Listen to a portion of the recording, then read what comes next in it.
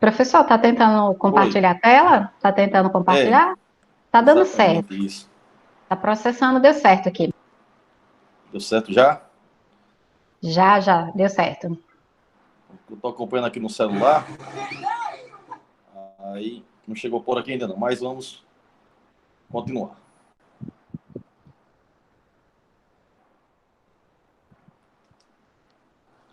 Pronto, estão visualizando minha tela inicial aí? Perfeito. Contabilidade para arquitetos. Ok, pessoal, então vamos levar não num tom de palestra, vamos levar num bate-papo bem informal, embora que seja um assunto muito importante, né?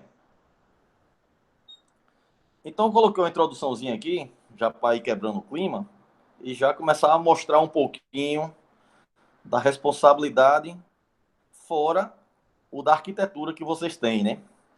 Onde eu coloco aqui, engenharia e arquitetura sempre caminham lado a lado, por isso ambas profissões se completam e são de igual modo importante em uma obra, certo? Porque eu quis linkar a engenharia também, porque teve uma fase, e ainda existe uma fase na tributação, que, querendo ou não, um tipo de serviço de arquitetura está linkado com a engenharia. E na hora da abertura da empresa de vocês, que lá na frente vocês vão ver, vai ver que esse tipo de atividade, esse tipo de serviço, vai alterar muito no seu imposto. Certo? Lá na frente eu vou explanar sobre isso aí. Continuando aqui. Por serem dois segmentos que estão ligados, há muitos questionamentos relacionados a questões legais, fiscais e trabalhistas. Também aconselhamos estar em dia com o CREA e com a segurança do trabalho, né? Isso aí você já deve ter noção dessa obrigatoriedade, não é isso? Ter uma contabilidade estruturada para seu escritório, ou até mesmo para o autônomo, né? Com o imposto correto, o tipo de sociedade adequada e respeitando todas as regras, pode te fazer economizar um bom dinheiro, além de evitar qualquer problema futuro que vocês possam ter.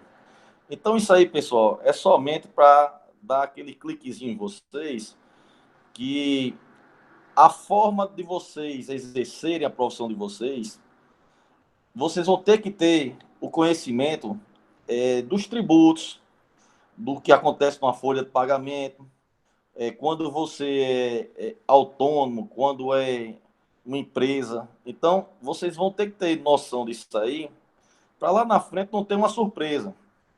Porque a fiscalização não cai em cima do seu primeiro erro, né? Ela sempre vai deixar à vontade, não que ela deixe à vontade, né? Porque são muitas empresas a serem fiscalizadas. Embora que hoje o sistema de cruzamento, principalmente da Receita Federal, ela é muito apurado. Mas geralmente eles nunca deixam prescrever os 5 anos, né? Porque passou de 5 anos sem ser ajuizado, não pode ser cobrado, tá certo? Então isso aqui são algumas alertazinhas na introdução para a gente começar a se aprofundar um pouquinho. A primeira coisa que eu quero demonstrar para vocês são as fases dos profissionais de arquitetura, né?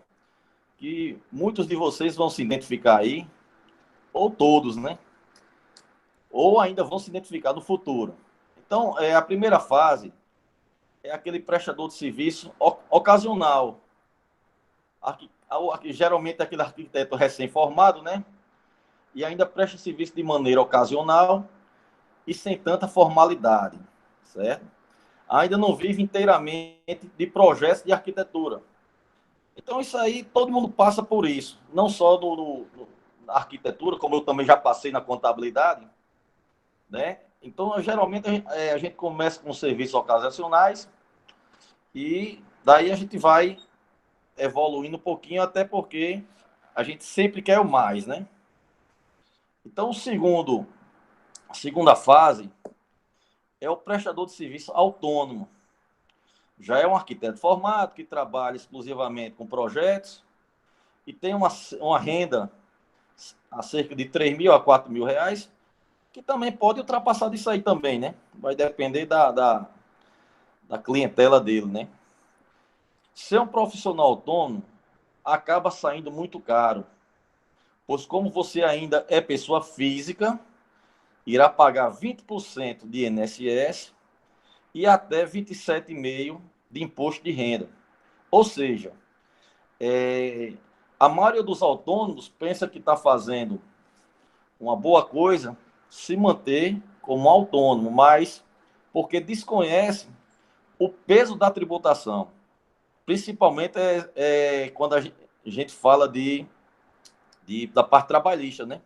Mesmo você sendo autônomo, vocês vão ter que recolher o INSS de vocês, como também a pessoa que está recebendo o serviço de vocês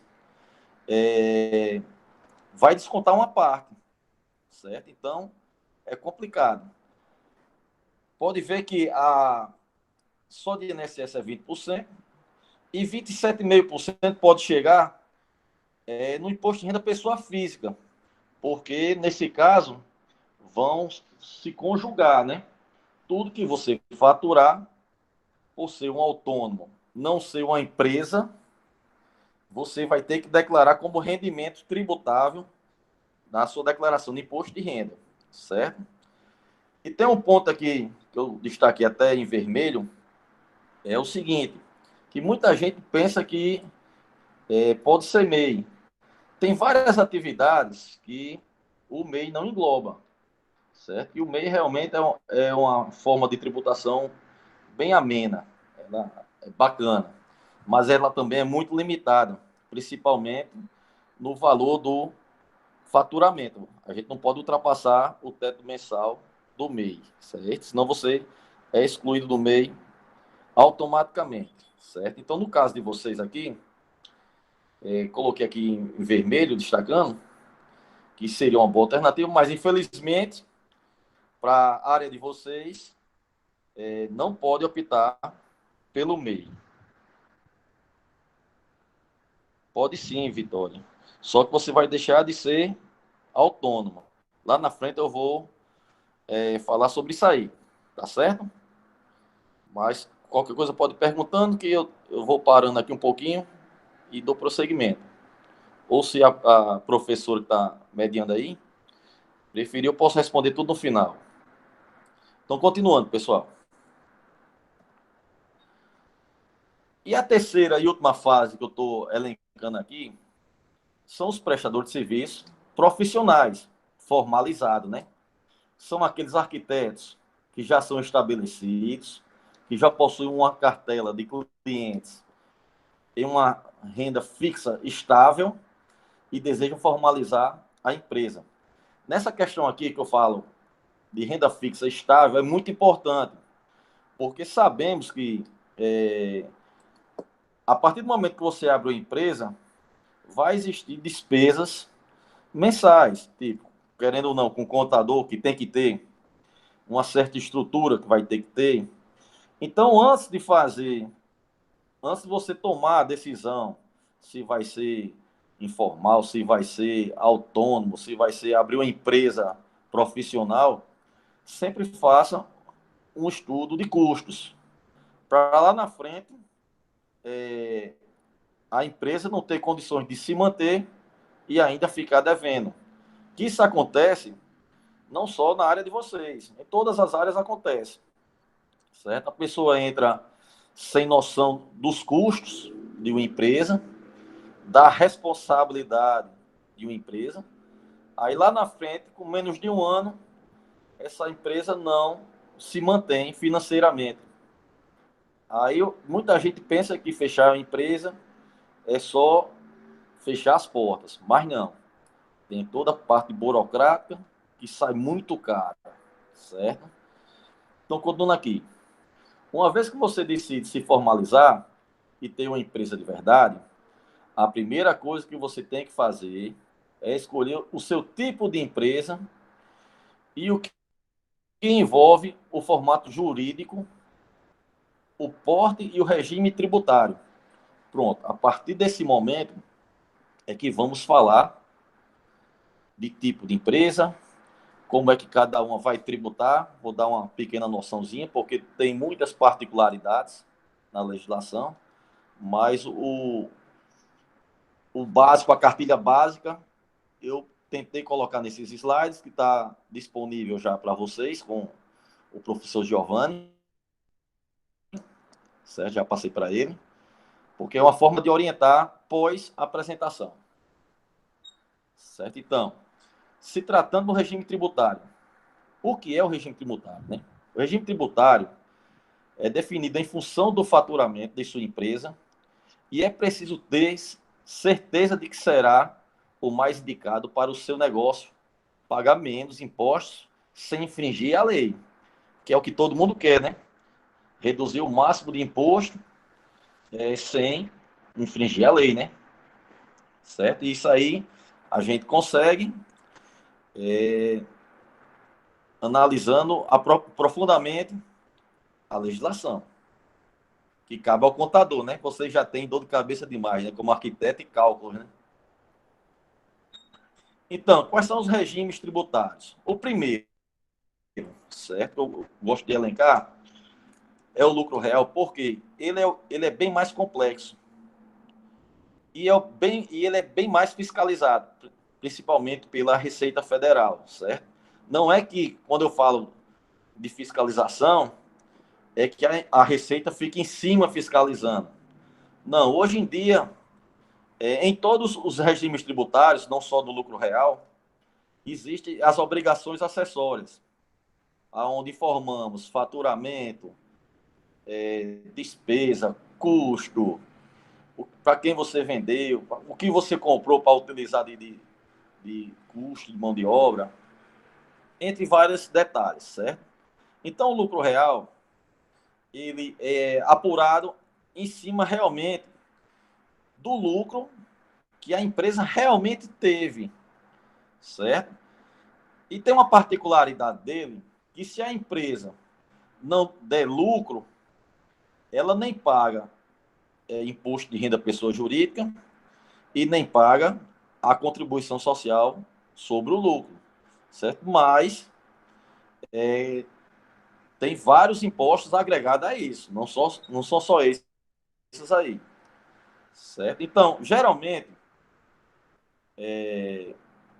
o lucro real a gente aplica nas grandes empresas.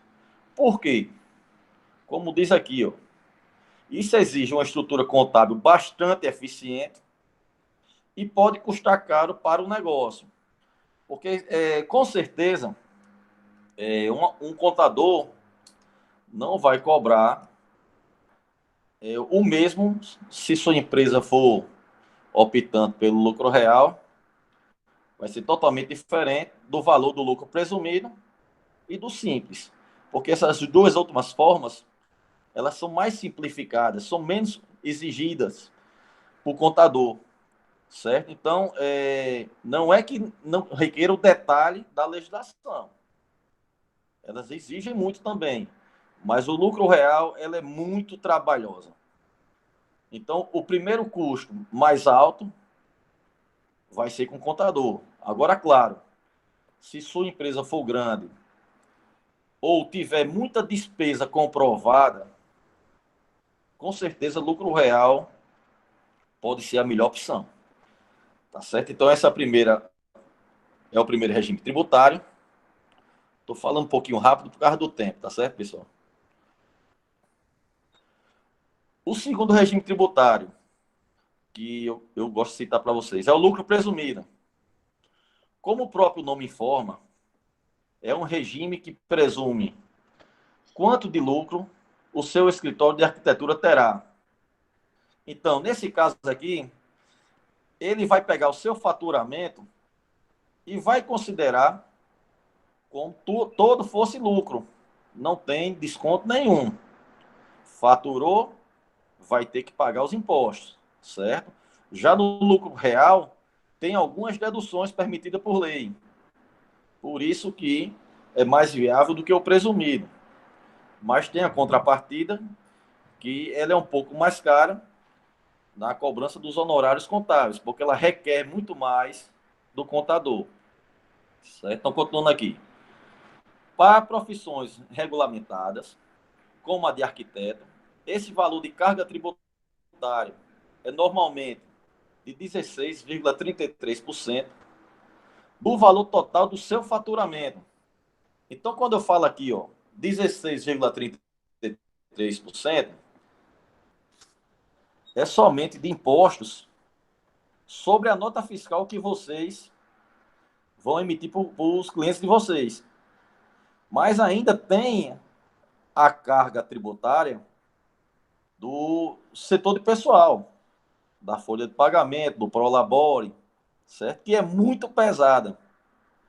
Por exemplo, se for só uma pessoa que é o dono do escritório, que é o responsável, é quem faz os projetos, além desses 16,33%, ele vai ter que pagar mais 20% em cima do que foi faturado para poder recolher de INSS para ele. Então, resumindo, fica 36,33%. É uma carga muito pesada, certo? Então, em algumas prefeituras do Brasil, já de antemão, a do município de Natal não agrega isso aqui, o lucro presumido dá a opção do regime de SUP, Sociedade Uniprofissional, que é justamente onde tem somente aquele profissional que é o dono da empresa. Isso pode ocorrer em uma sociedade na qual os sócios possuem a mesma atividade profissional, que geralmente acontece isso com vocês, né?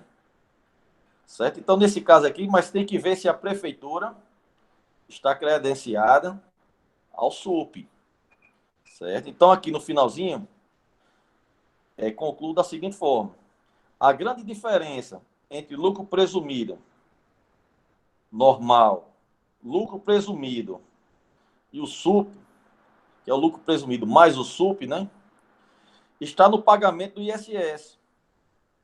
No SUP, ele passa a ter um valor diferenciado e menor. Com isso, a média do imposto total cai de 16,33% para 12,40%, o que já representa um grande desconto no valor total a se pagar. Então, pode ver que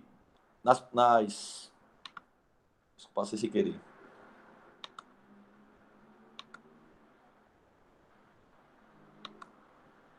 Estou só adiantando. Só voltando aqui, por favor.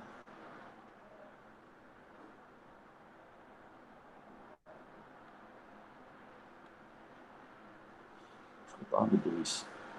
Outro ponto.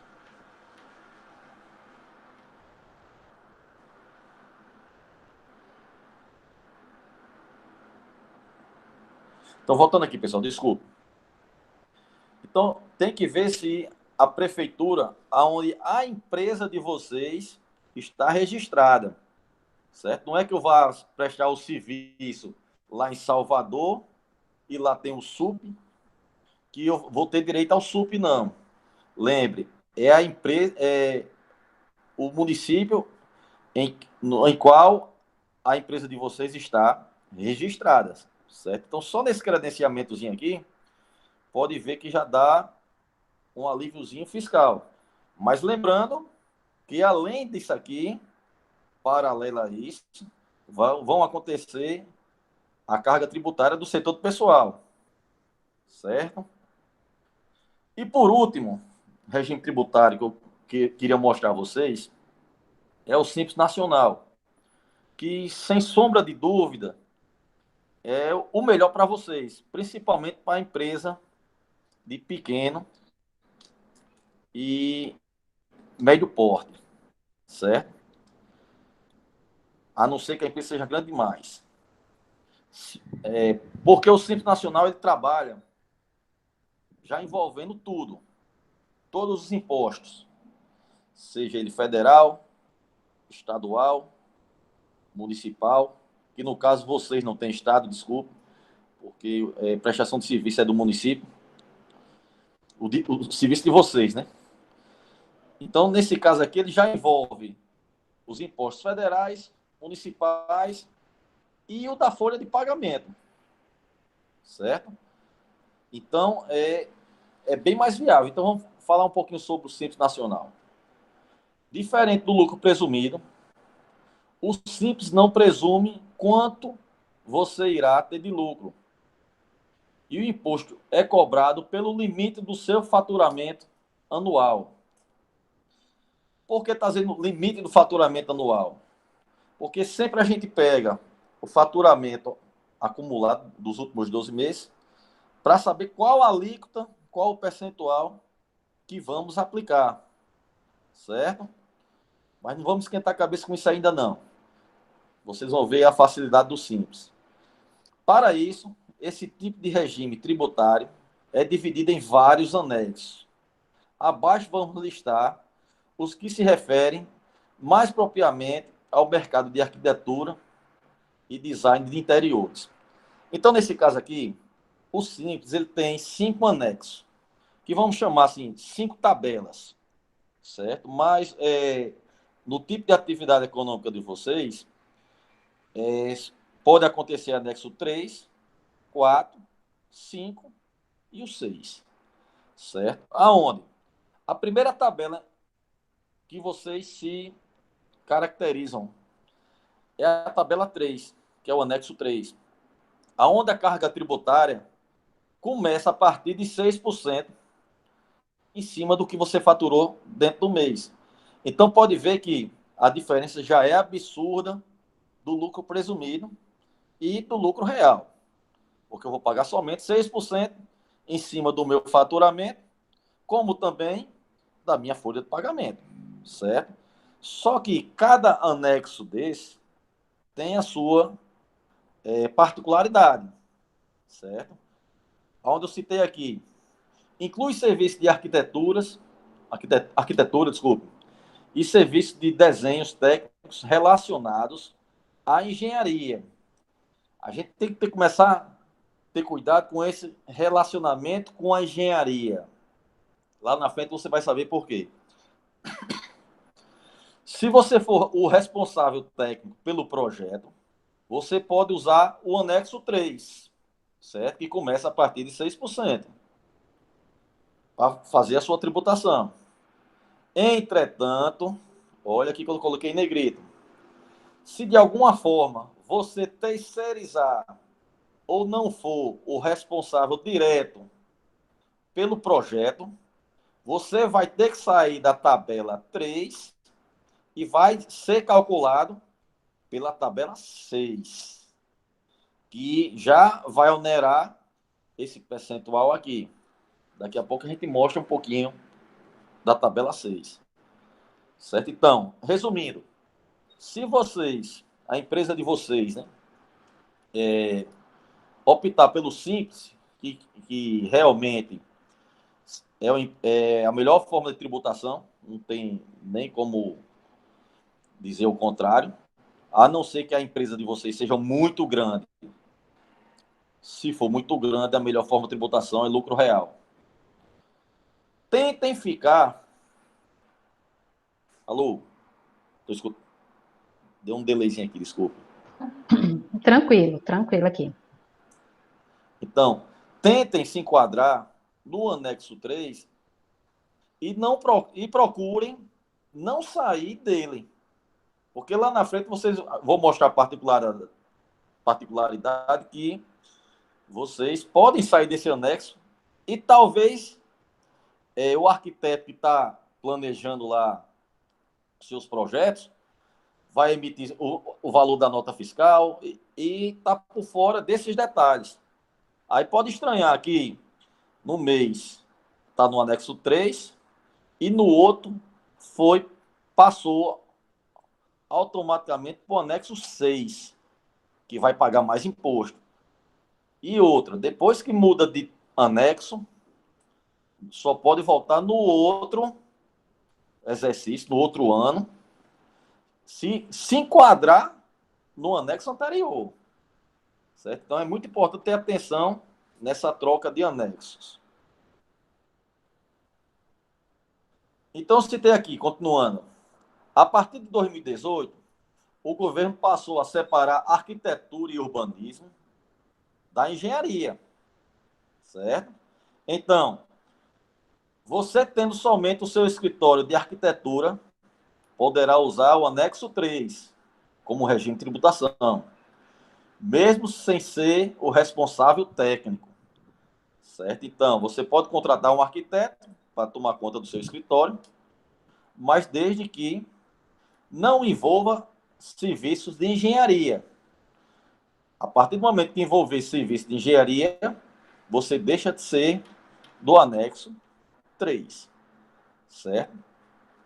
O próximo anexo é o anexo 4. Vamos dizer, a tabela 4 do Simples, que a carga tributária é de 4,5%. Em caso de você ter funcionários, nesse valor de 4,5%, não está incluso o valor do INSS. Então, nesse caso aqui, ó, da tabela 4, a gente olha assim, 4,5% já é melhor do que a tabela 3. Nem tudo que brilha é ouro, porque a alíquota aqui está menor, mas vamos ter que calcular o INSS por fora, aonde, por funcionário, existe uma tabela de desconto, e a empresa paga para cada funcionário 27,8% de INSS, fora o FGTS. Então vai onerar muito. Pode ver, saiu da tabela 3, já vai onerar muito, passando para a tabela 4, certo? Professor, Então cinco aqui, minutinhos. oi, bicho Maria, já? 5 minutos, Então já. voltando. Então tem como possíveis atividades, design de interior e atividades paisagísticas. O anexo 5º, que é a carga tributária de 15,5%, certo? Caso de relação entre folha de salário e a receita bruta da empresa seja inferior a 28%. Então, se você faz parte da tabela 3 e sua relação de folha de pagamento ultrapassar 28%, ou for menor que 28% da sua receita bruta, você tem que vir automaticamente para o anexo 5. Então, o simples, se a gente parar para observar, não é tão simples, porque a gente tem que estar atento se incide a folha de pagamento, se não incide, o tipo de atividade econômica que vocês estão exercendo, se está entrando no ramo da engenharia, que tudo isso aí é determinado através dos quinais, e se a folha de pagamento, a gente tem que comparar com a receita bruta. Então pode ver que é um jogo que a gente está sempre analisando a legislação, para não terminar calculando errado. Porque tem empresas que colocam na tabela 3, às vezes a empresa ultrapassa os limites da tabela 3 e o contador, ou vamos dizer, o contabilista, não está atento a essas mudanças da legislação e vai estar calculando o imposto de vocês errado. Certo? Por isso a necessidade de um contador que entenda do ramo de vocês. Certo? E tem o anexo 6, que a carga tributária é 16,93. São serviços de arquiteturas e serviços de desenho técnico relacionados à engenharia. Certo? Então, pode ver. Existem 6 tabelas. Para vocês, pode transitar entre a tabela 3, 4, 5 e 6. E é importante lembrar, certo, que a profissão de arquiteto é regulamentada, portanto, a sua empresa precisa estar registrada junto ao Conselho de Arquitetura e Urbanismo, como também as empresas sejam exercidas de maneira legal o registro no CAU, que deve indicar o arquiteto que será responsável. Então, para você legalizar a empresa de vocês, vocês vão ter que indicar um responsável técnico registrado. Beleza? Não é só querer abrir e vai abrir, não. Tem que ter um responsável técnico. Então, com relação que tipo de empresa eu vou abrir? Tem a empresa individual, mesmo falando individual, ela é uma pessoa jurídica, certo? Que eu vou correr mais um pouquinho por causa do tempo. Somente um sócio, não tem somente um sócio, até porque se chama individual, né? E com responsabilidade ilimitada. Em um eventual problema jurídico, os seus bens pessoais está relacionado à sua empresa. Então, os bens se comunicam. É diferente dos outros tipos de forma jurídica, certo? Uma limitada. Então, a limitada você só responde pelo valor das suas cotas de capital. Aqui não. Se você tiver uma dívida de 1 milhão, se na sua empresa não tivesse 1 milhão, eles vão atrás dos seus bens pessoais, certo? Vou dar uma corridazinha aqui. Então, continua aqui. A próxima empresa, sociedade limitada. Aqui talvez o modelo mais comum e mais conhecido de todos. É uma empresa com mais de um sócio, no qual tudo se limita ao capital do negócio. Que essa empresa limitada, ela pode ser enquadrada como microempresa, desde que o faturamento anual seja até 360 mil. E empresa de pequeno porte, quando o faturamento anual ultrapasse os 360 mil e não ultrapasse o teto de 4,8 milhões. Isso aqui, microempresa e empresa de pequeno porte, já dá uma diferença muito grande nas tabelas do Simples, certo? Porque lá a gente se baseia no faturamento acumulado. Então, tudo está linkado nisso aqui também. Então, aqui tem alguns documentos, certo? Que são necessários para vocês abrir a empresa de vocês. A documentação dos sócios, certidão do casamento, caso o sócio ou um dos sócios seja casado, comprovante de endereço dos sócios, cópia do IPTU onde será a empresa e o registro do conselho de classe da pessoa responsável, né? Certo? Então, aqui, pessoal, nas minhas considerações finais, espero que essas dicas tenham lhe ajudado e, a partir de agora, passe a ver seu contador como um excelente amigo. Não deixe de consultar um profissional contador, profissional, viu, pessoal? É ele que, na prática, vai te ajudar a organizar as finanças e os processos burocráticos da sua empresa. Então, isso aqui, pessoal, eu tentei fazer de uma forma mais resumida possível e mostrar um pouco em cima de percentuais para dar somente uma noção, mas porque a legislação do tipo de atividade de vocês realmente é muito complexa. Cada empresa tem a sua situação diferente. Então, o bom é fazer um estudo de viabilidade das formas jurídicas e de como vocês vão abrir a empresa de vocês, né? E optar pela forma de tributação também. Como o tempo hoje está muito resumido, certo?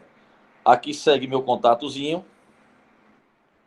Quem quiser entrar em contato pelo WhatsApp ou por e-mail, estou à disposição de vocês. E aqui eu coloquei essa imagem aqui, porque às vezes, como todo profissional, né, no caso aqui, tem um projetinho aqui, que a gente só fecha os olhos para esse projeto. Mas esquece da parte financeira. Não esqueçam que tudo que gera receita também gera custos e despesas. Tá certo, pessoal? Então, vou passar a palavra aí para a professora que está organizando aqui nosso tempinho. E no final, estou aberto para tirar dúvidas. E quem tiver alguma dúvida que não dê tempo de tirar aqui na palestra, pode entrar em contato comigo pelo meu telefone, pelo zapzinho ou por e-mail. Tá certo? Obrigado a todos vocês pela paciência. Então, professora, pode Perfeito, ficar à vontade. perfeito, professor Dinarte. Muitíssimo obrigada pelas suas explanações. A contabilidade tem um universo de coisas, isso na verdade é uma introdução que ele está trazendo para vocês, né? Então tem muito mais coisas aí envolvidas, e quando a coisa não é feita da maneira correta, a gente pode pagar um preço enorme, tanto como pessoa física como pessoa jurídica. Eu vou dar uma sugestão para a gente deixar as perguntas no final. Lucas e Vitória, eu anotei aqui as perguntas de vocês, tá? E eu vou deixar para a gente fazer uma rodada de perguntas no final. Vou convidar a Marcela para apresentar-se. E, gente, eu vou colocar aí para vocês no chat um link de um livro que eu li há uns anos atrás, já faz bastante tempo, mas o livro é muito bom, que é Contabilidade para Não Contadores, que é justamente um livro fazendo as explanações dos termos técnicos que o professor falou, o que é o lucro presumido, o que é um MEI. Então, ele traz explanações desses jargões técnicos de contabilidade, que a gente, como futuros arquitetos e arquitetas, nós temos que ter essa noção, tá? Então, tem esse livro aí, é bem baratinho, uns R$ 35, tá vendendo aí nas lojas americanas.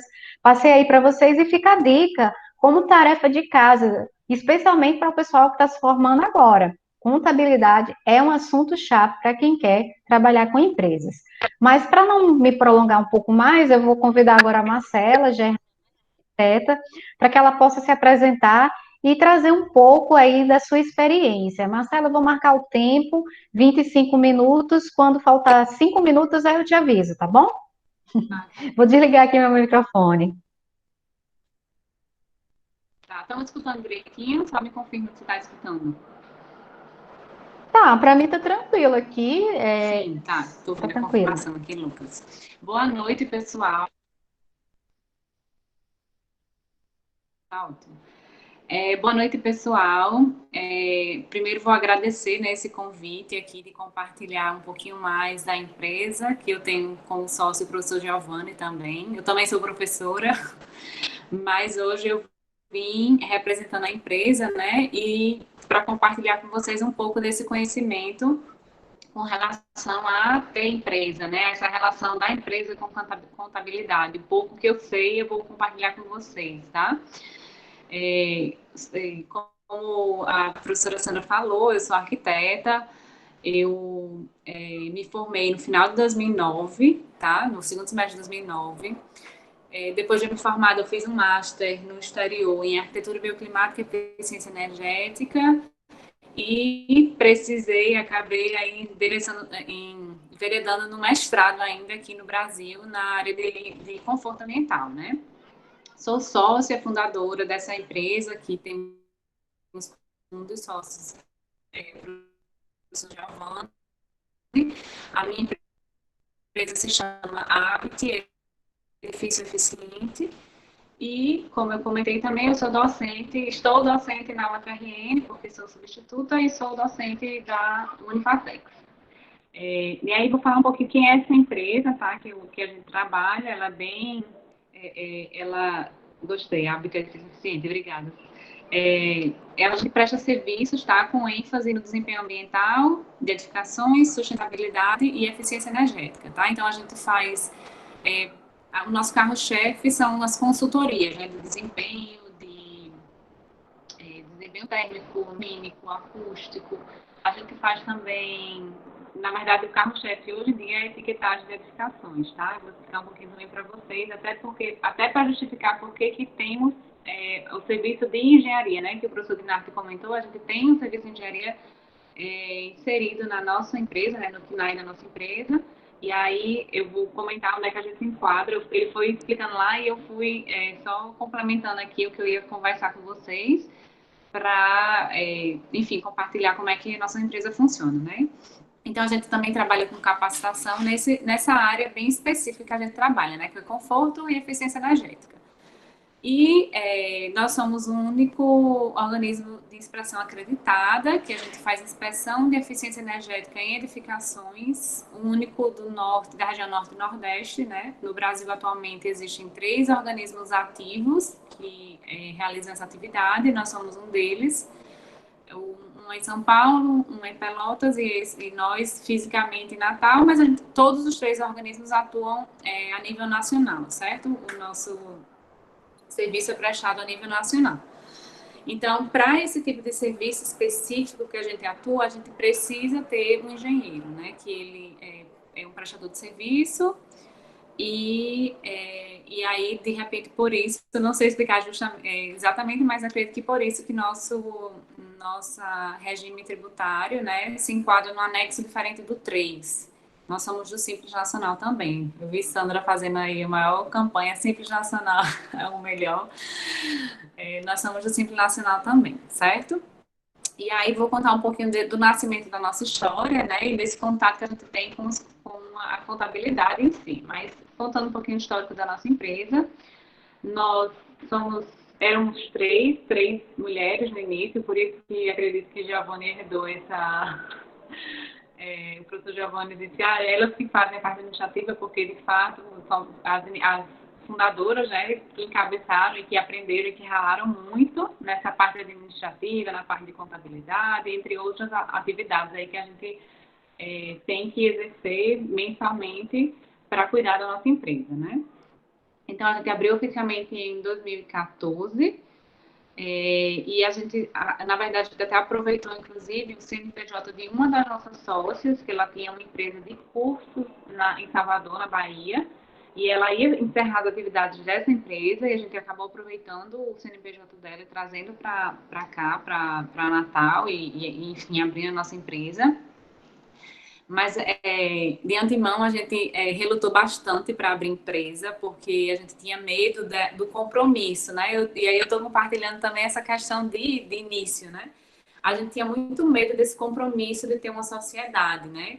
A gente vê, sabe, relatos, às vezes é marido e mulher e não dá certo a sociedade, às vezes é um irmão, não dá certo a sociedade. Então, a gente tinha muito esse receio de abrir empresa, né? Mas eram 3 sócios iniciais, como eu falei, com esse medo, pessoas diferentes, com perfis diferentes, mas chegou um ponto assim que a gente não tinha para onde correr. A gente tinha clientes que eram pessoas jurídicas e eles pediam um CNPJ para a gente, né, por questões tributárias, né, por questões de facilidade de emissão de nota fiscal, pagar menos imposto, enfim.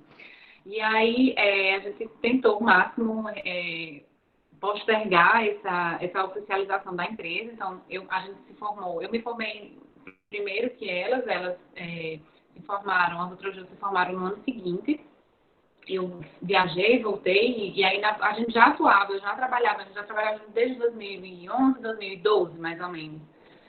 E a gente pegava projetos grandes e projetos para instituições que eram, enfim, pessoas jurídicas, e tínhamos essa pressão, né, de ter o CNPJ. A gente chegou até a um ponto de ser temporariamente contratado na empresa do pai de uma ou de outra das 3, né, das 3 sócias fundadoras da Habit, para poder emitir a nota fiscal pela empresa oficialmente, enfim, tudo direitinho como tem que ser feito, né?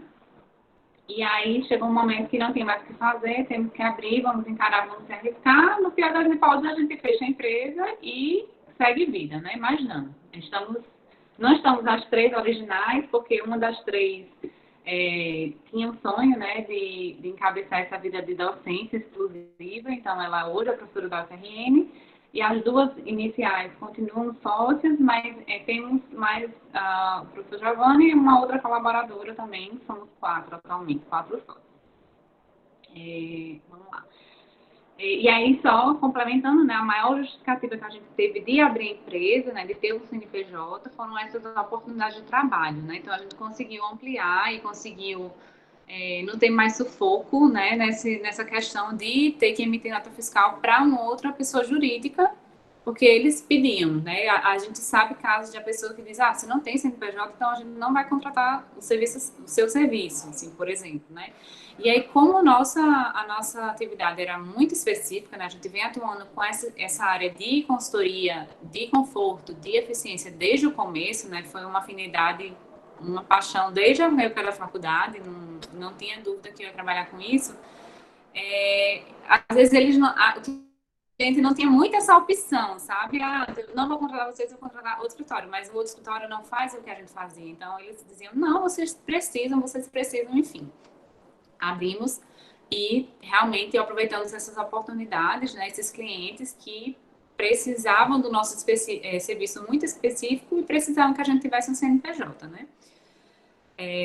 Aqui eu tenho um roteirozinho que eu falei que eu fiz do que eu ia falar, né? Já falei da questão de ser contratada temporariamente na empresa de um dos nossos pais para poder prestar o serviço corretamente, né? E aí o grande erro, né, inicial da gente, a gente está em 2014, enfim, veio trabalhando desde antes, vamos dizer, sexto, sétimo ano, né? O professor Dinardo falou aí, muitas vezes a empresa quebra e tal. O que é que a gente tinha, o que é que a gente fazia muito errado, né? A gente chegava, pegava um serviço muito bom, um dinheiro bem legal, vamos dizer assim, e o que é que a gente fazia? Descontava o valor do imposto, descontava ali um valor, deixava o valor da contadora, assim, meio, sabe, assim, não muito planejado, e pegava o valor e dividia por 3, né? Que eram os 3, dividia por 3, eu dividia por, enfim, foram 2, dividia por 2 e tchau, acabou o dinheiro na conta da empresa. Basicamente era isso que a gente fazia e fizemos isso há alguns anos no começo, né? E aí, nessa parte inicial, o nosso grande aprendizado foi a gente entender, né, que a gente tinha que tratar a nossa empresa, o nosso CNPJ, como uma quarta pessoa na empresa. O nosso CNPJ era um quarto sócio.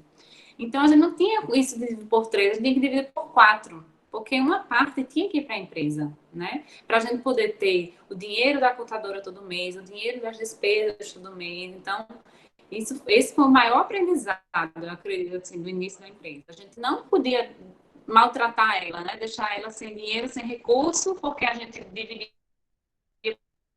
por 3 e acabou, né? Aquele serviço acabou e dividia por 3 e foi. E aí é isso. A gente, depois que a gente começou a tratar a empresa como uma quarta sócia, né? Ela nos trazia retorno financeiro, mas a gente também tinha que cuidar dela, né, financeiramente. Então, a gente tinha que ter um dinheiro em caixa, a gente tinha que ter esse cuidado, né, como eu digo. Então, era o nosso quarto elemento na época. E aí foi quando a gente começou a trabalhar bem esses números. Eu adoro números, então eu sempre fiquei nessa parte financeira. Eu sempre faço as planilhas loucas no final do ano para fazer o fechamento, para fazer planejamento anual da empresa. Adoro, faço isso. Nem quem quiser fazer pode fazer, mas todo mundo sabe que eu adoro fazer isso, assim, essa logística usando números e entendendo tudo. Um outro ponto legal da nossa empresa é que a gente sempre trabalhou home office. Eu digo que essa fase de pandemia para a gente, na verdade, foi uma evolução da nossa empresa. Então, a gente oficializou muita coisa que a gente era como se teoricamente a gente fazia juntos, por exemplo, algumas atividades, né, que a gente realmente fazia de home office. Então, assim, nossas despesas sempre foram muito enxutas, né? E aí, talvez por isso que a gente não tenha quebrado, por exemplo, né? Refletindo um pouco o que o professor Dinardo falou, né? Às vezes a empresa quebra e ninguém sabe. Então, talvez porque a gente realmente tinha despesas muito enxutas da empresa, tá? E a gente estamos conseguindo, não temos nenhuma previsão de ter algum outro planejamento diferente, né? Temos, naturalmente, a sociedade temos diferenças, mas conversamos e aí seguimos em frente, né, realizando o nosso sonho, que é investir nessa área que a gente acredita ser tão inovadora, né? Ainda é inovadora, a gente acredita, né? Um outro ponto importante que em algum momento aí desse início da nossa empresa, a gente participou de um edital que era da UFRN, era um edital de incubação de empresas. Então, a gente teve uns tutores que foram, assim, são referências para a gente, na verdade. São pessoas jovens que tinham empresas e davam altas dicas para a gente, assim, façam gestão de projeto online, façam isso, façam aquilo. Então, eles abriram nossa cabeça para muitas coisas e ajudaram bastante nessa formação, né, da empresa, que eu acho que a gente está em eterna formação, em contínuo aprendizado, em renovação. e reaprendendo e aceitando, vamos tentar uma mudança, a gente tem percentuais, né? Vamos dizer, a gente tem um valor, chega uma demanda nova, tem um valor de percentual para isso ou para aquilo da empresa, e a gente vai ajustando conforme a nossa realidade daquele ano, naquele momento, aquele momento da economia, por exemplo. Então, a gente vai reaprendendo, né? Todo ano é uma fase nova, é um ciclo novo que a gente vivencia e eu acho que isso de empreender, esse desafio, não é eterno, esse desafio contínuo é muito interessante para realmente conseguir manter uma empresa, eu acredito, e perseverar nessa área assim de prestação de serviço, enfim, sem ninguém correr, né, da empresa, por exemplo. Vamos lá. Falando um pouquinho da contabilidade da empresa, né, só apresentando, nós somos microempresários. A gente está no regime tributário do Simples Nacional. Na verdade, a gente iniciou no lucro presumido e aí chegou um momento que a contadora nos orientou, olha, vamos passar para o Simples, teve uma mudança na legislação, talvez tenha sido em 2018 ou um pouquinho antes, eu não sei, não vou precisar porque não me lembro, mas eu lembro que a contadora ligou para a gente e disse, olha, vocês vão se enquadrar no Simples Nacional agora, vamos migrar, a gente tem até tal dia, vocês queremos. Então, a gente é do Simples Nacional, somos do anexo 4, se eu não me engano, né? Porque acredito que é porque temos esse serviço de engenharia, né? Que a gente tem esse escopo de emissão da etiqueta nacional do PBL-FICA, então a gente precisa, é uma exigência do Inmetro que tenha um profissional de engenharia, então a gente tem esse prestador de serviço na empresa. E aí o imposto, eu acredito que tem aquele percentual, como o professor Nardo falou, mas a contadora sempre fala, não, a gente tem que fazer uma proporcionalidade da média dos últimos 12 meses e tal. Ela sempre comenta isso, também eu não entendo tanto, né? Eu entendo, acho que o mínimo necessário, ou o máximo, sei lá, o máximo que a gente consegue tendo um serviço de contadora, e aí eu tenho que elogiar demais, eu acho que eu ia dizer isso no final, mas vou dizer agora, para mim, o valor que a gente paga para a contadora é o valor mais bem pago da empresa, na minha opinião. Né? Não sei se é a minha relação com a nossa contadora, não sei, assim, é a minha experiência, mas eu digo sim, é o valor mais bem pago da nossa empresa, eu acho que é o valor da contadora. Aí eu digo, né, por exemplo, sou eu quem emito as notas fiscais da empresa. Então, eu sei, a gente tem um procedimento de emissão de notas fiscais, aí qualquer dúvida, eu entro em contato, eu acho que eu falo semanalmente com a contadora, que não é só uma, é uma empresa de contabilidade, então é uma pessoa para pessoal, uma pessoa para, enfim, para impostos, uma pessoa, tem várias pessoas que atuam, né, então, é uma coisa do setor pessoal, eu entro em contato com uma pessoa que é responsável, então,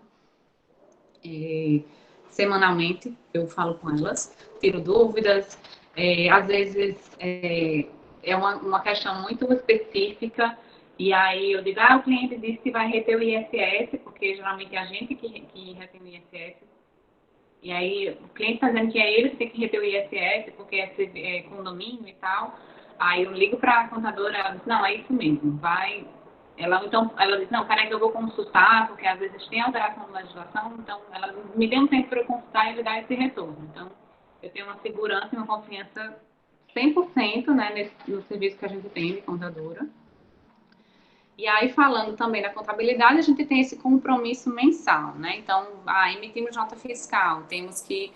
Hoje em dia ela já consulta, né, no sistema, mas a gente tinha esse compromisso de sempre mandar ela até tal dia do mês, confirmando, emitimos tantas nossas... aí a gente tem esses procedimentos administrativos, né, é um pequeno sistema da qualidade dentro da nossa empresa, nessa área da parte administrativa da empresa. Eu não acho difícil emitir notas fiscais, mas às vezes acontece virou mês, o cliente precisa que seja substituída, seja cancelada, aí tudo, ligo para a contadora, mando mensagem na hora, ela me resolve logo. eu faço esse acompanhamento do pagamento dos impostos, né? Todo dia 20 do mês a gente paga o imposto referente ao mês, às notas fiscais emitidas no mês anterior.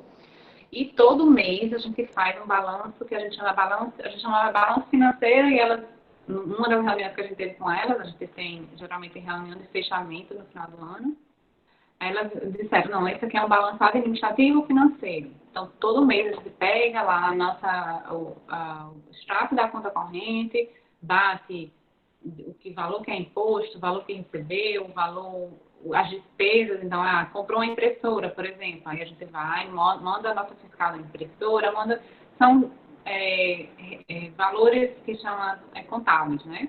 E isso foi uma coisa que a gente teve dificuldade de aprender, né? A gente misturava muito pessoal com empresa. Tem que comprar, sei lá, resma de papel. Então, eu vou lá e compro. E aí, hoje a gente já tem, tipo, o cartão da empresa, e aí passa no cartão da empresa, enfim, porque e aí, quando compra, dá o CNPJ da empresa para ficar aquele valor bem associado a uma despesa da empresa. Eram coisas que... Isso é uma das coisas que a contadora mais puxava a nossa orelha, né? Isso tem que ser... Você tem que dar seu CNPJ, você não pode comprar pessoa física, enfim. Isso aí foi uma coisa que a gente demorou para aprender, mas aprendemos. Aí, só como fechamento, né, com relação... Como a gente faz todo mês, elas não tem reclamação mensal, tipo, não damos trabalho, todo mês a gente manda esse balanço financeiro, balanço administrativo financeiro. A gente já gosta de fazer por mês, para não juntar tudo no final do ano. E no final do ano, a gente, como empresa, a gente tem uma reunião que a gente chama um planejamento estratégico anual, né? Que eu acredito que esse ano vai começar a ser a cada semestral, né? Mas esse planejamento anual que a gente faz, tipo, faz um balanço de todos os clientes, faz um balanço de todas as propostas, né? Já não é muita contabilidade, mas eu estou só compartilhando com vocês o que a gente faz, né?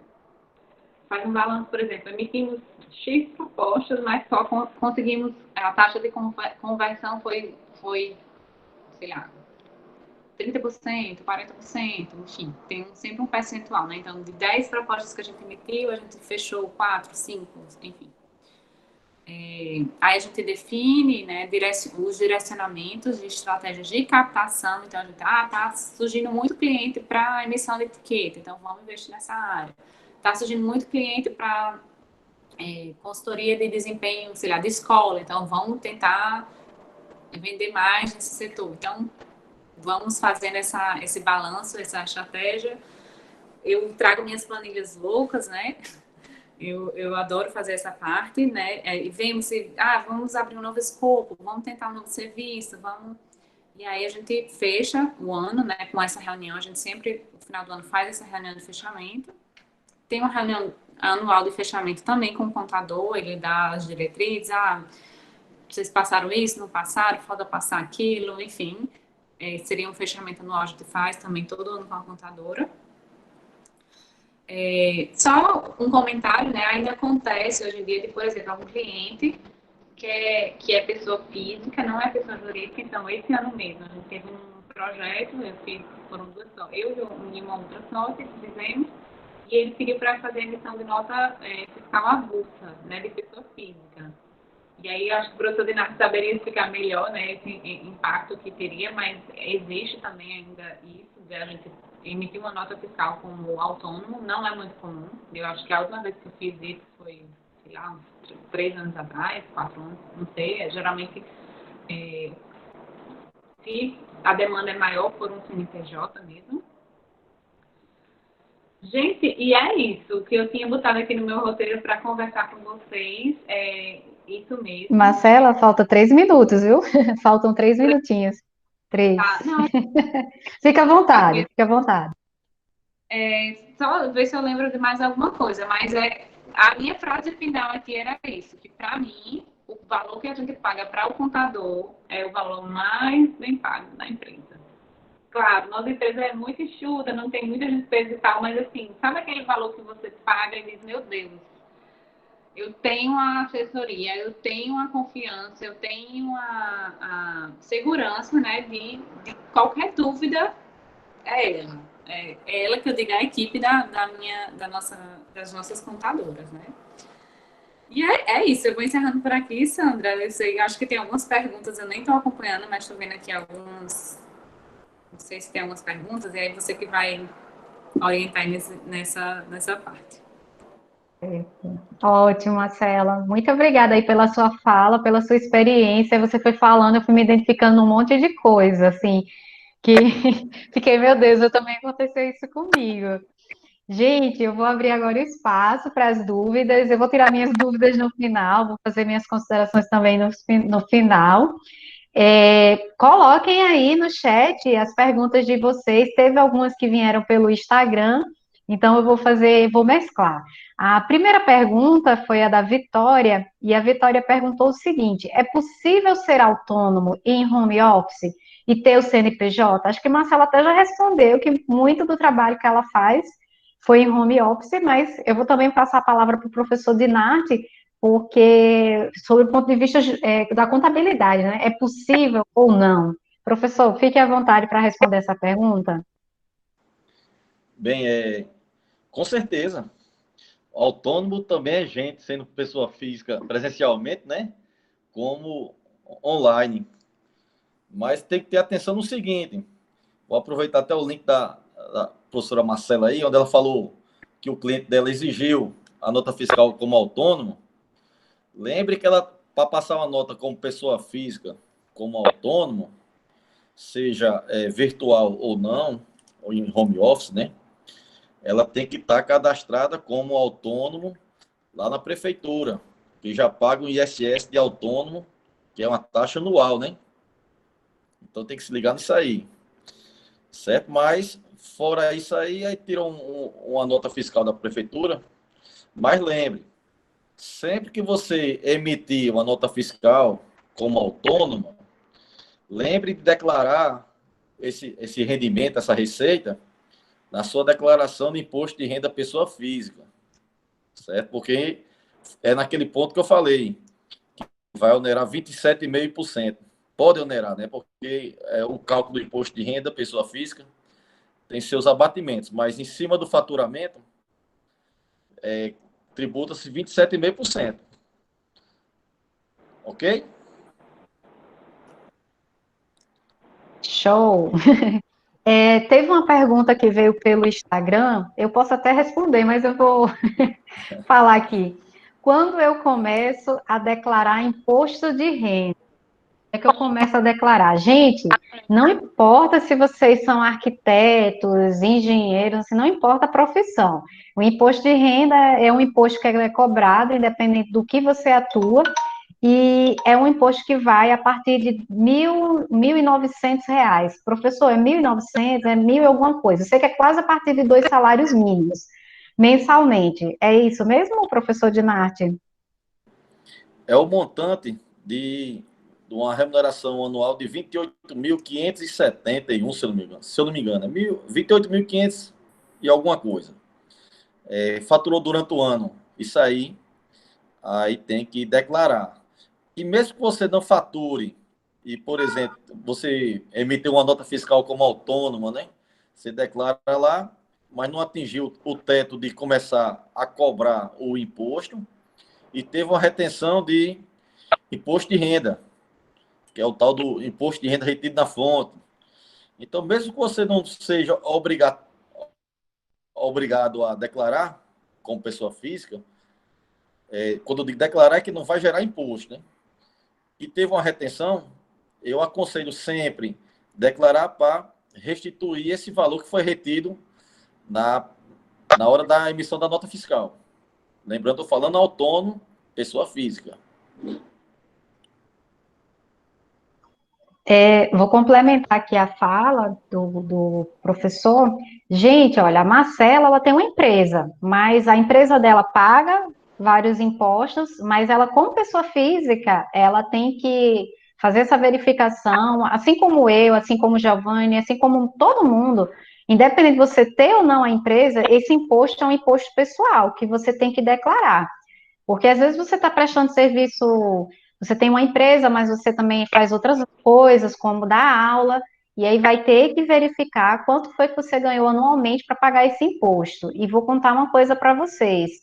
Tem muita coisa no nosso país que não funciona, mas a Receita Federal, ela funciona perfeitamente, ela está no patamar de países desenvolvidos. Então, você esqueceu de pagar, ou você declarou, mas esqueceu de pagar um dos boletos que é cobrado, ela vai cobrar, e se vocês acham que o cartão de crédito, com certeza já ouviram falar, cartão de crédito, os juros são muito altos, a receita é dobrada, viu? Então, é um imposto que a gente tem que ter muito cuidado, porque se você deixar de pagar, a Receita vai cobrar isso de você depois, tá? Então, fica aí a minha orientação para que vocês comecem a se ligar nesse tributo que todo mundo é obrigado a pagar. Se eu estiver falando alguma Aproveitando coisa, o viu, gancho, Dinarte, professora, pode me corrigir. aproveitando o gancho aí, essa questão da Receita Federal, hoje ela cruza os dados, tanto da pessoa física como pessoa jurídica. Essa pessoa jurídica é que cruza mesmo. Ela sabe de onde compra, de quem você compra, para quem você vende, ela sabe tudo. Nós temos obrigações de fazer várias obrigações acessórias, que é justamente informar aos órgãos de tributação tudo que acontece na empresa de vocês. Certo? Então, por exemplo, se a professora passou essa nota fiscal e esqueceu de declarar na declaração dela, pessoa física, e a pessoa que recebeu o serviço dela declarou, a partir do momento que cruzar o CPF dela na declaração dele e não tiver o dele como pagando o serviço, provavelmente já cai malha fina. E essa questão de malha fina a gente tem que ter muito cuidado, porque declarei esse ano, recebi minha restituição, não caí em malha fina. Lembre, cada declaração, pessoa física, tem 5 anos para ser analisado. Você pode receber restituição, mas daqui a 4 anos pode ter uma surpresinha. Tá certo? Então a gente tem que ter muito cuidado. Certo? E outro ponto, até para facilitar a visão de vocês, a gente tem que pagar menos imposto dentro da lei, né? Quando a professora falou que dividia o faturamento, né? Pagava todo mundo, aí dividia em 3, e a empresa passou a ser a quarta, né? Vamos ter cuidado nisso aí. Princípio da entidade. O que é da empresa, o que é do sócio é do sócio. Então, legalmente, o que é que a gente faz? Isso não é só negação, não, viu, pessoal? É uma brecha da lei. Geralmente, a gente coloca um prolabore de um salário mínimo para os sócios, e no final do ano, o que sobrou de lucro, a gente faz distribuição de lucro para os sócios. Claro, deixando uma reservazinha para a empresa, né, professora? Porque essa distribuição de lucro, o sócio, quando for declarar pessoa física no seu imposto de renda, entra como isento e não tributado. Aí a pergunta que eu mesmo vou fazer, professor, meu padrão de vida é de R$ 6.000 por mês. Como é que eu tenho um prolabore de um salário mínimo de 1.000 e alguma coisa? Não bate. Mas aí, no caso, você pode pedir antecipação dos dividendos e no final do ano fazer apuração.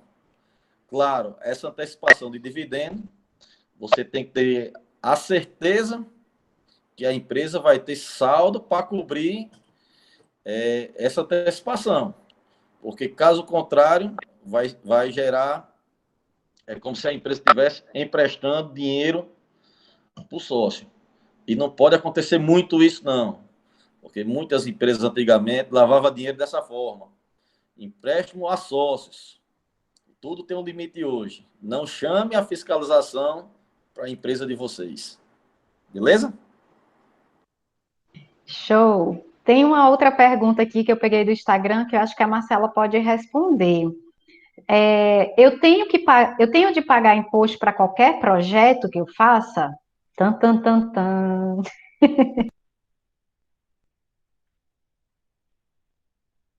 Marcela, deu para entender direitinho? Claro, gente. Sim, sim, faz parte da composição do valor do nosso serviço é o imposto. E eu acho que Só caiu, para aproveitar o caiu. tempinho que caiu Estão escutando? com essa mesma pergunta aí, tudo que você faturou e Mas deu certo? Oi, Marcela, acho que a gente pegou no final que você disse que sim, que tem que realmente pagar imposto, que isso faz parte, mas você quis complementar mais algo? Foi bem no final, assim, que cortou. Aí não, eu até ia essa situação, né? Essa situação que o cliente pediu para uma nota fiscal, né, como autônomo, ele é auditor fiscal, né? Então, assim, se ele vai declarar, eu tenho certeza que ele vai declarar, nem tenho dúvida. É isso. Temos sim, temos que emitir nota, que pagar imposto em todos os serviços que a gente presta, né?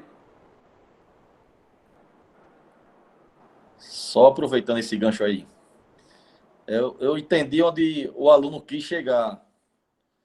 É obrigado eu pagar imposto no meu serviço prestado? Claro que é, como a professora já respondeu aí. Mas a obrigatoriedade vem mediante a nota fiscal, né? Se passou nota, é onde vai amarrar a tributação, né? Se não passou nota, fica um negócio informal. Ok? Acho que eu posso complementar também. Gente, assim, quando a gente que abre uma empresa, ou melhor, quando a gente começa a ofertar qualquer tipo de serviço, seja de arquitetura ou não, e chega um cliente até você, que não é seu conhecido, não é teu parente, né? Ele, naturalmente, ele já vai entender que o seu serviço já inclui uma nota fiscal. Isso é uma coisa meio que subentendida. E principalmente quando a gente está falando de trabalhos intelectuais, advogados, arquitetos. Então, meio que você já compreende que aquele serviço tem uma nota fiscal. E quando você mostra que não tem nota fiscal, isso pode soar de uma forma muito negativa na hora que você estiver negociando o seu projeto. É aquela velha clichê, né? Ah, um produto sem nota, né? Um produto sem nota, um serviço sem nota. Existe sim um preconceito, não é um preconceito que é por todos, mas normalmente a classe empresarial que faz a contratação de serviços, seja de arquitetura ou não de arquitetura, tem sim um preconceito. Então, quando você diz que não faz nota, a pessoa já pensa assim, eu acho que essa pessoa é meio amadora. Será que vale a pena eu contratar ela para a minha empresa, para fazer a prestação? Então, a gente também tem que ter um certo cuidado, porque isso é um fator que pode fazer você perder o cliente, tá? Então, tem que ter muito cuidado nisso. Isso digamos assim, isso é um padrão. A gente tem que pagar imposto. Se é ruim pagar, é ruim, mas é um dever de todos nós, como cidadãos e profissionais. Vou trazer agora outra pergunta, que foi o do Lucas. Ele colocou assim, no caso do microempresário, acho que foi com você, professor, quando estava na sua fala, o ideal é terceirizar o trabalho? Bem, é o seguinte, depende de como é essa terceirização, né? Porque tudo tem seu preço. Se você não quer arcar com, por exemplo, com a parte do setor pessoal de folha de pagamento, a empresa terceirizada que você está contratando, com certeza, ela vai estar lhe cobrando. Então, indiretamente, na minha visão, não compensa, porque os impostos que você iria pagar na sua empresa, você vai pagar numa nota fiscal embutida e ainda vai ter que pagar o lucro dessa empresa terceirizada. Porque no final você termina pagando pelo serviço, pelo INSS, pelo ISS, tudo da outra empresa. E na hora que você gerar a sua nota de receita, você vai estar pagando tudo isso e vai pagar novamente os impostos. Porque você terceirizou o serviço, mas você vai estar revendendo esse serviço. Então vai gerar os impostos novamente, só não vai gerar os impostos da folha de pagamento, porque você não vai ter funcionário.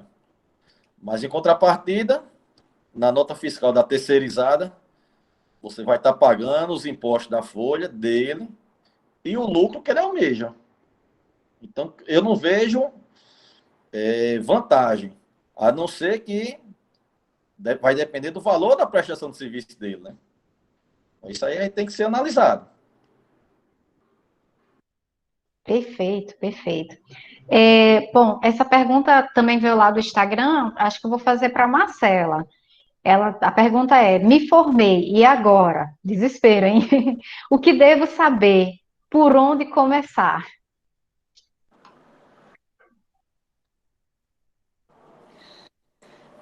Eu acho que isso nem está muito relacionado com contabilidade, né? Assim, pelo menos a minha resposta não vai estar muito voltada para isso.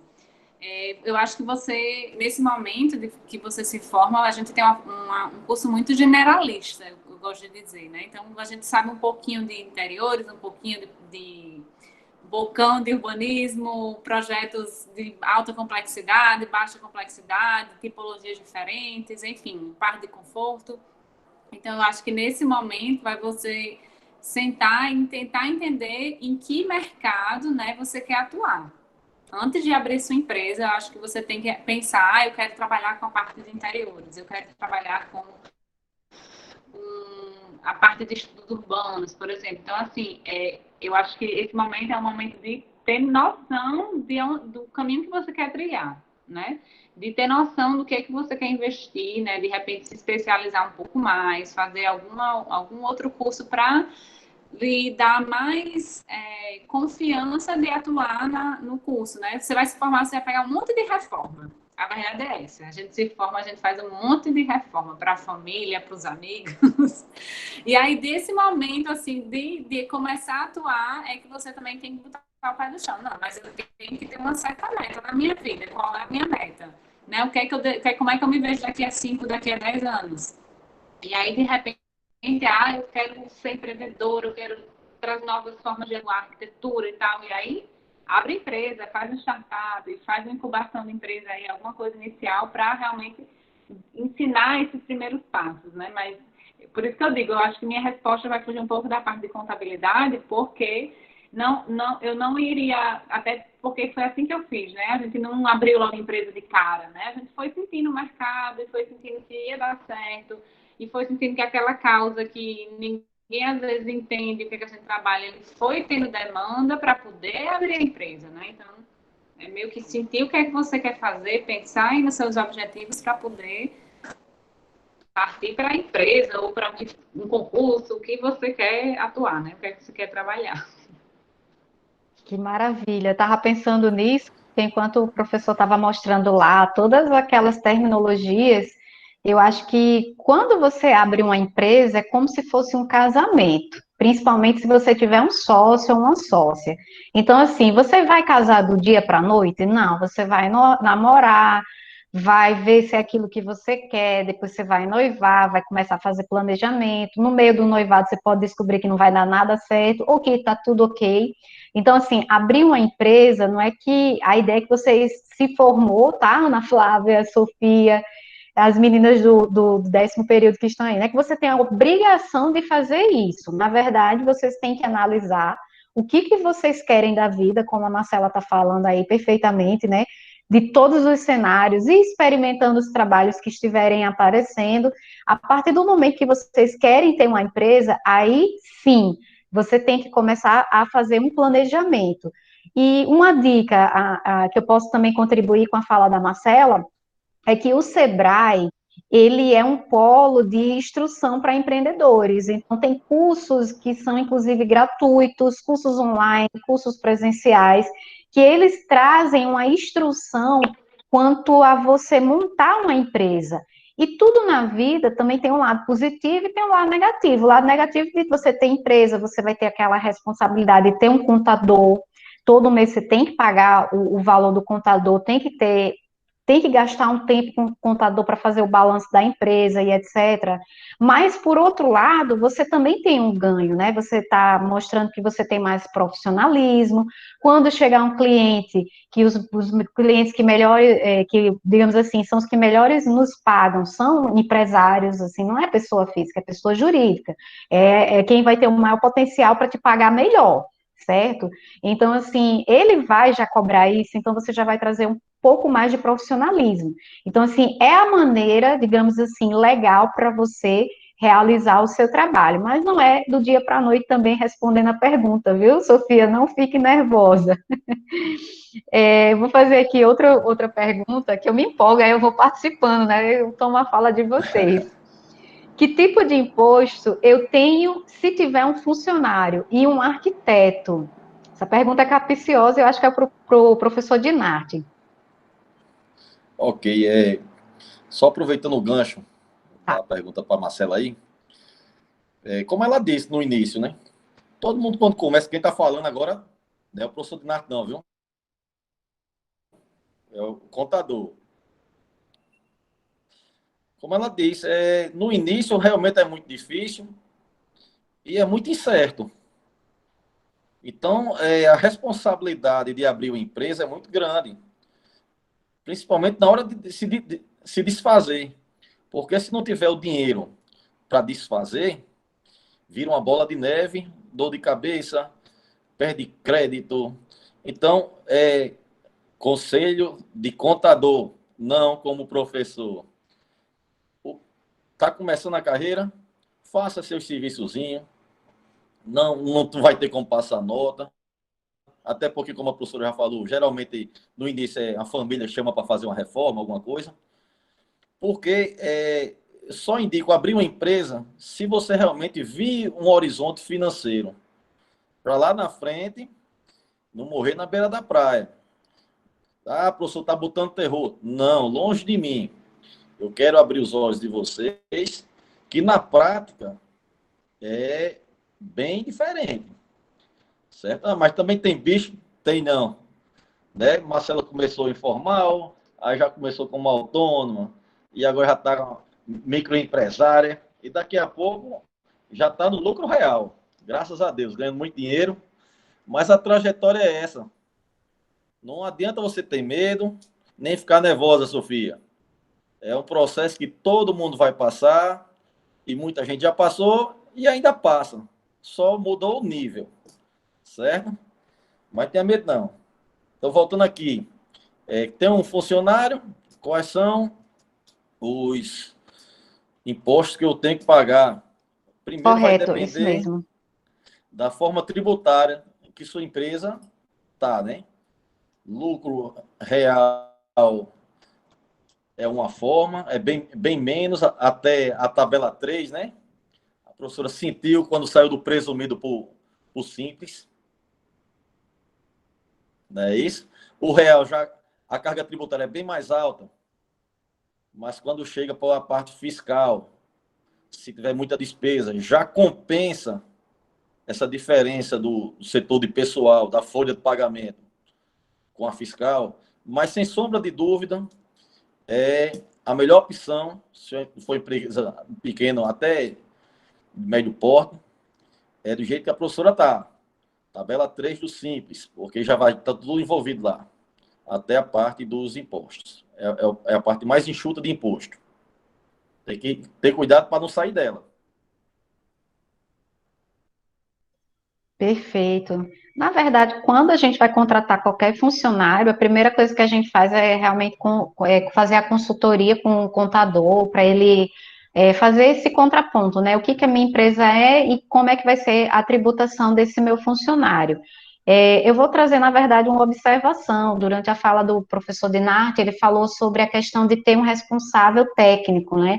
Então, na verdade, é o seguinte: quando vocês abrirem a empresa de vocês mesmos serão os responsáveis técnicos, já que todo mundo aqui vai ter habilitação de arquitetos.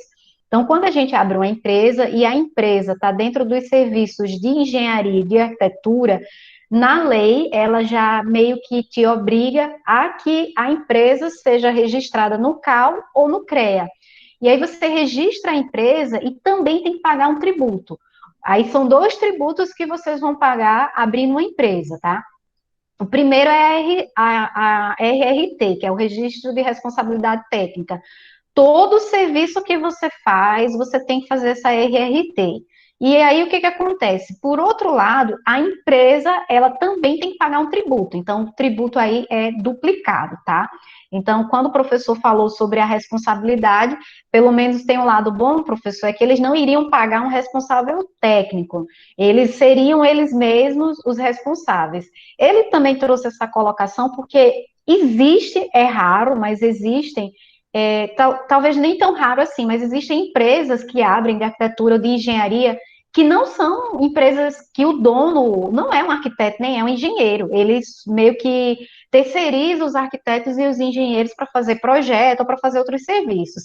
Então, é só querendo colocar aí essa lacuna, tá, professor? Que é bem importante também que eles saibam que tem esse outro tributo. Gente, a gente paga muita coisa, a vida de adulto não é fácil. Giovanni colocou aqui no chat que o preenchimento de RRT é o tema da nossa palestra da semana que vem. Aí vou até dar um spoiler sobre isso. É um tributo que a gente paga? Realmente, toda vida que eu vou fazer um RT, eu tenho que pagar, assim como a Marcela. Mas, por outro lado, vamos supor que Marcela ela foi chamada para trabalhar para um serviço da Caixa Econômica, que é uma entidade da esfera federal. Uma das coisas que a Caixa Econômica pede é o acervo técnico.